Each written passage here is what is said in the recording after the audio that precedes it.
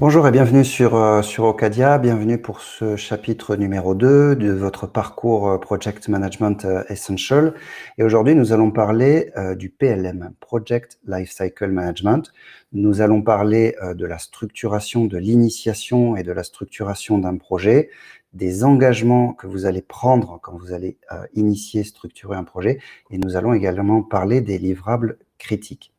Donc, dans le module numéro 1, Project Management Essential, le chapitre numéro 1, vous avez vu ce qui est un projet, d'accord? Un projet composé d'objectifs, de phases, d'équipes, de livrables. Vous avez vu ce qu'est le Project Management, d'accord? Donc, c'est votre capacité en tant que Project Leader à définir, structurer, préparer un projet et décider de mettre en œuvre des process, des méthodes et des outils qui vont vous permettre d'aller d'un point A à un point B en livrant un maximum de valeur pour le client en consommant un minimum de ressources, de temps, de budget, d'accord? Et qui génère un maximum de valeur client, donc un maximum de qualité, tout en vous protégeant des variabilités qui sont inhérentes à n'importe quel type de projet, des risques, de la complexité, des problèmes non anticipés, et ainsi de suite, d'accord? Donc, rappelez-vous de ce qu'est un projet. Sachez vous dire, est-ce que je suis ou pas dans un projet? On ne peut pas faire du project management si on n'est pas dans un projet. Gardez bien en tête ce qu'est du project management, ce que ça implique. Et on va maintenant regarder ce qu'est le PLM, Project Lifecycle Management, qui est finalement la structure projet que vous allez devoir mettre en place dans le cadre d'un projet ou d'un programme afin de garantir la performance au sein de ce projet. D'accord? Et donc, au sein du Project Lifecycle Management, on va retrouver ces phases successives qui définissent un projet. On l'a vu, un projet, ça se définit par des objectifs, des phases. D'accord? Les phases, on a vu, c'est un ensemble d'activités qui sont successives et qui sont regroupées par niveau de maturité. Donc ici, on a regroupé ces phases par 4 niveaux de maturité. Dans certains référentiels comme le PMP, le PMI, vous pouvez retrouver 5 phases, mais le fond est identique. Si la forme diffère parfois entre certaines certifications, certains organismes, le fond est identique. Donc ici, on a regroupé sous forme de 4 phases. Une phase d'initiation de projet, une phase de planification de projet, une phase d'exécution de projet et une phase de clôture de projet.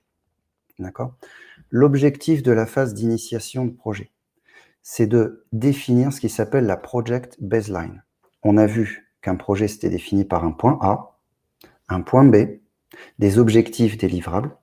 Mais il va falloir définir tout ça, le cartographier, le décrire, le caractériser, le quantifier. D'accord ? Donc ici, on retrouve les différentes maturity gates. Donc, comme vous l'avez compris dans le chapitre précédent, un projet se définissant par phase de maturité successive, il n'est pas autorisé en gestion de projet à engager une phase de niveau supérieur si la phase précédente n'est pas mature. Pour obtenir une phase d'initiation projet mature, donc pour pouvoir débuter, initier un projet, il nous faut un certain nombre de livrables critiques. Le project charter, le business model et le business case. D'accord ? Tout ça doit être disponible, structuré, aligné, communiqué et validé, non seulement par l'ensemble de l'équipe, mais également par les personnes qui sont impactées par votre projet, y compris les niveaux supérieurs, exécutifs. Okay ? Donc, dans cette phase, vous allez devoir éditer, rédiger votre project charter. Le project charter, c'est un document qui définit tout ce que vous avez vu dans la vidéo 1, c'est-à-dire votre point A, votre point B, votre situation ASIS mesurée, quantifiée, votre situation ASIS to be. Et c'est un document qui va lister les objectifs, les bénéfices attendus, quantifier la structuration de votre projet. Donc, ça va vous permettre de matérialiser votre mode de gestion de projet, donc c'est-à-dire votre chemin bleu que vous avez vu dans la vidéo précédente, l'explication de comment vous allez du point A au point B en visant quel type de performance. D'accord ? Donc le Project Charter, c'est un document qui formalise le cadre de votre projet. Le business model et le business case, ce sont des documents qui sont plus liés au business, mais toutefois indispensables, donc vous pourrez vous développer vis-à-vis de ces méthodologies sur le parcours certifiant. Ces documents reprennent des éléments fondamentaux du Project Charter et vont évaluer les besoins financiers en investissement en comparaison du retour sur investissement. D'accord ? Il y a des projets toutefois qui sont qualitatifs, qui ne sont pas quantitatifs, qui nécessitent des études financières. D'accord ? On peut avoir des projets plus qualitatifs que quantitatifs, plus quantitatifs que qualitatifs, mais dans tous les cas, on doit étudier d'un point de vue impact business et finance un project management, un projet dans sa globalité. Donc le project management, c'est pas uniquement renseigner un project charter, c'est pas uniquement expliquer comment vous allez du point A au point B, d'accord ? C'est aussi expliquer d'un point de vue financier vos besoins en ressources, vos impacts sur le business financier, les retours sur investissement que vous allez générer. D'accord ? Donc, tout cet ensemble doit être disponible au niveau de la phase d'initiation. Quand la phase d'initiation est claire et validée, que les livrables sont disponibles, cascadés, validés par tous, on peut passer en phase de planification projet. D'accord ? Donc, dans la phase d'initiation, on formalise la project baseline. Dans la phase de planification projet, on va formaliser un document complet qui consolide de très nombreuses notions, on va le voir en détail, qui s'appelle le PMP, le Project Management Plan. Le Project Management Plan, c'est le document qui formalise sous votre lead, sous votre direction, quel va être le style de projet que vous allez engager pour garantir les livrables, pour garantir la création de valeur ajoutée en trouvant un optimum de performance vis-à-vis des ressources. D'accord ? Donc ici, finalement, c'est comment vous allez vous organiser, préparer, structurer votre projet pour pouvoir garantir de la performance vis-à-vis de vos livrables et au travers de toutes vos phases projet. D'accord ? Et là, ici, le livrable, le statut pour passer à la phase d'exécution, c'est d'avoir un Project Management Plan validé qui décrit tout ce que vous allez mettre en place en termes de gestion de projet pour sécuriser les objectifs. Et on l'a vu, un projet, c'est un cumul de process, de méthodes et d'outils, d'accord, comme le risk management, le performance management, le Lean Six Sigma, la qualité, le temps, les délais, ainsi de suite. D'accord ? Donc, on va devoir retrouver dans votre organisation de projet toutes ces dimensions-là. Donc, on l'a bien compris, la phase de planification, c'est une phase de préparation de projet. D'accord ? Donc, attention, ce n'est pas uniquement planifier, sortir un planning projet, c'est organiser, structurer et préparer son projet en vue de pouvoir l'exécuter. D'accord ? Sécuriser les ressources humaines, par exemple. Okay ? Une fois qu'on a donc initié le projet, qu'on l'a planifié dans le sens structuré, on va pouvoir lancer son exécution. D'accord ? Dans la maturité, dans la phase de maturité exécution, on va avoir différents types d'activités. Donc, on va gérer le projet, on va le surveiller et on va le contrôler. D'accord ? Donc, ici, on met à jour le Project Management Plan et on utilise, on respecte tous les outils de pilotage projet. Donc, du performance management, du risk management. On exécute ce qu'il y a dans ce qu'on a mis en tant que Project Management Plan. Et enfin, quand on a fini d'exécuter le projet, on clôture le projet. D'accord ? Donc, on revoit tous les documents, on ferme toutes les activités, on fait un status de performance et on en tire des lessons learned. Okay ? Et on les partage en vue d'apprendre des erreurs qu'on a commises au sein du projet et de faire bénéficier des autres projets de notre expérience. D'accord ? Donc, comme je l'ai dit, le Project Management Plan, c'est central. On va en reparler, on va regarder en détail ce qu'il y a dans ce Project Management Plan. C'est central dans le PLM, Project Lifecycle Management. Et le Project Lifecycle Management, c'est vraiment la structuration des phases successives auxquelles vous devez adhérer pour pouvoir piloter, driver un projet. D'accord ? Donc ici, 4 phases successives, initiation, planification, exécution, clôture. Dans certains référentiels, on retrouve 5 phases, initiation, planification, exécution, monitoring, contrôle et clôture. Peu importe les différentes formes que ça prend, le fond est exactement le même.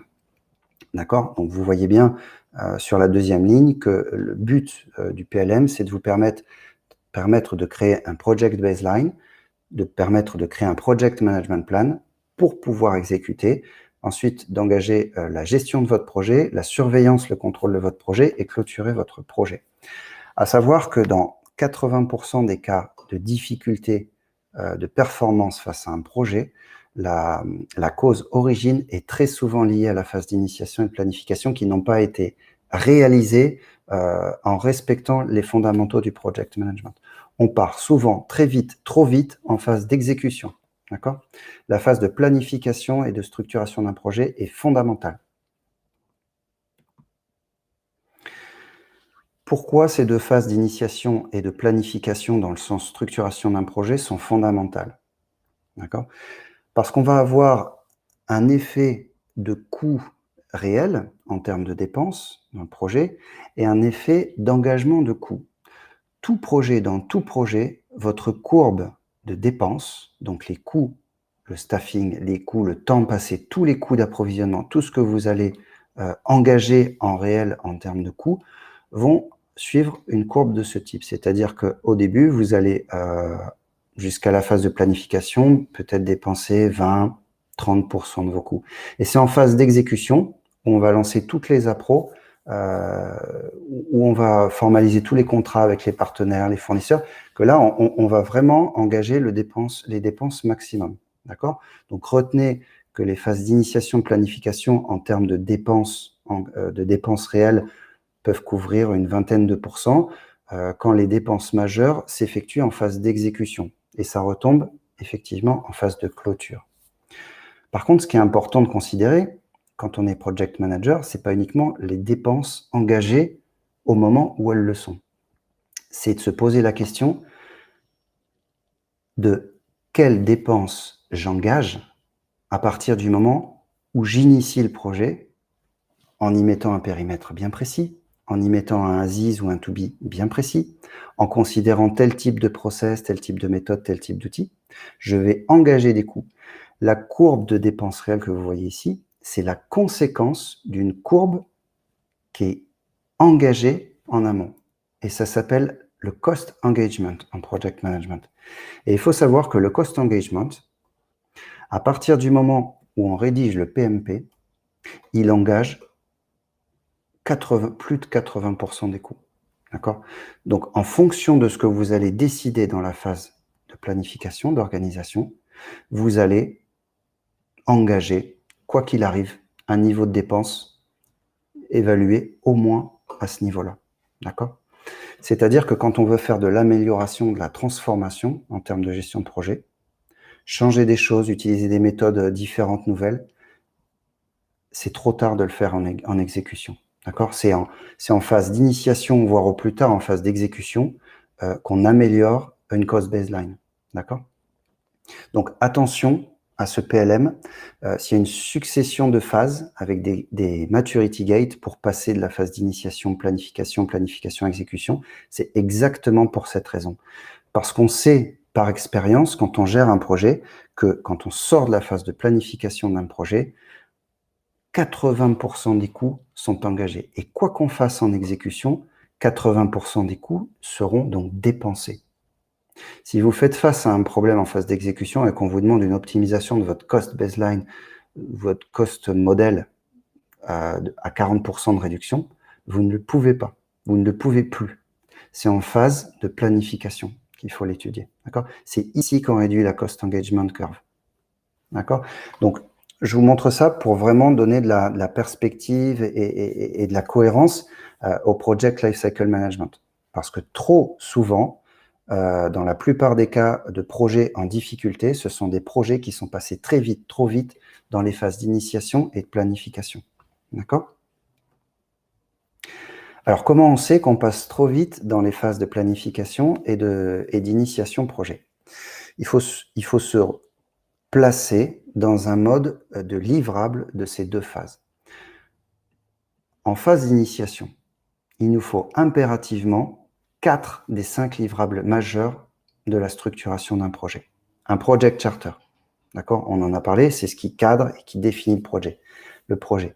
Un business model, d'accord ?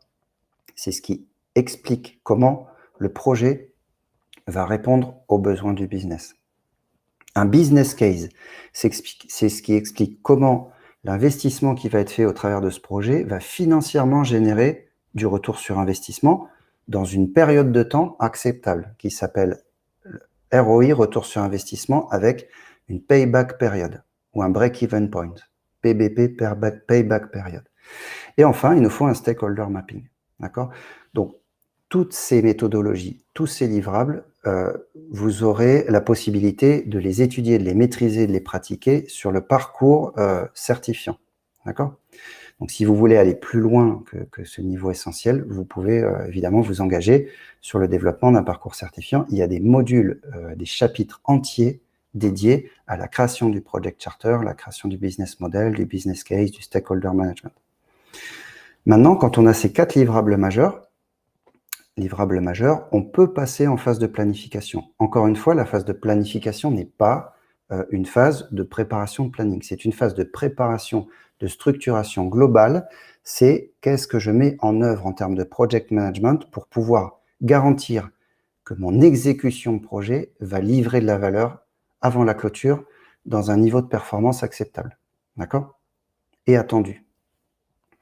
Donc, le Project Management Plan, d'accord, c'est le livrable essentiel clé au succès de votre projet. Ça engage 80% des coûts. On l'a vu, la Cost Curve Engagement, elle est engagée au moment même où vous posez sur la table votre Project Management Plan et elle est de la responsabilité pleine et entière du Project Manager. D'accord? Le PMP, le Project Management Plan, formalise l'intégration de votre projet. Et quoi que vous lanciez en exécution, vous passerez en mode management, monitoring ou contrôle. Donc, il faut bien garder en tête que le PLM, il a un bénéfice majeur. Dans la partie gauche, d'accord, à gauche de cette structure, vous allez structurer, préparer votre projet. Donc, il faut vous positionner en tant que project leader. Dans la partie droite, vous allez exécuter. Donc, gérer, contrôler, surveiller.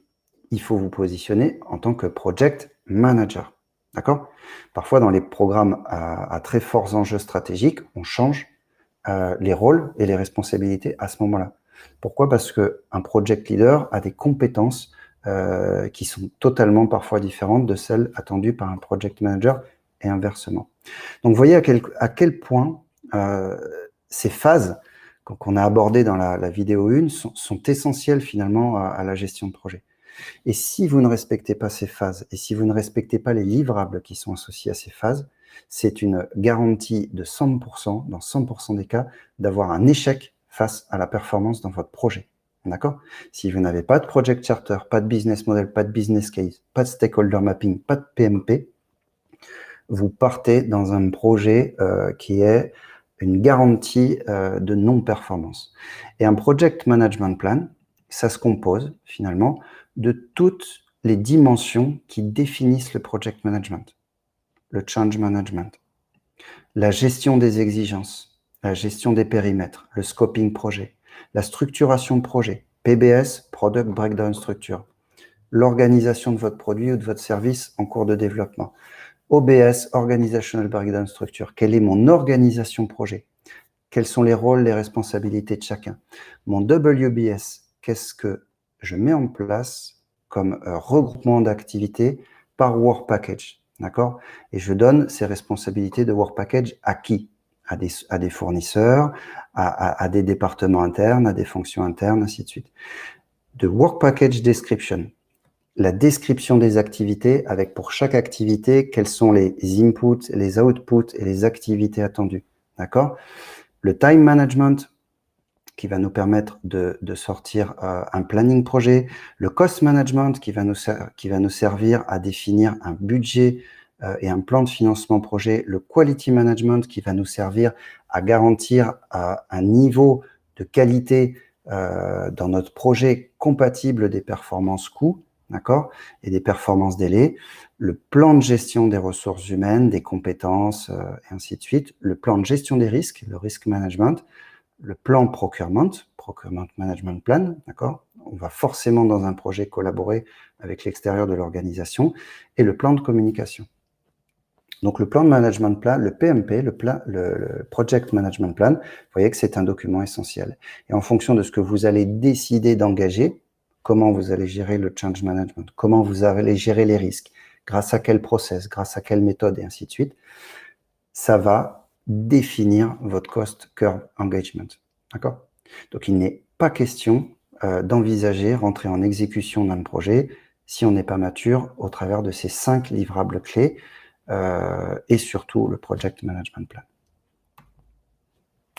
Donc voilà pour l'essentiel de ce chapitre 2, le Project Lifecycle Management avec ses phases, les différentes phases projet, et bien évidemment les livrables clés qui sont associés à ce Project Lifecycle Management composé d'un Project Charter, Business Model, Business Case, Stakeholder Mapping et l'essentiel, la clé de voûte du Project Management, le PMP, le Project Management Plan. Je vous remercie pour votre participation, pour votre intérêt dans les programmes essentiels au CADIA et je vous donne rendez-vous à la vidéo suivante qui va commencer le cycle d'explications essentielles par rapport aux activités de time management, de cost management et de quality management. Merci beaucoup pour votre participation.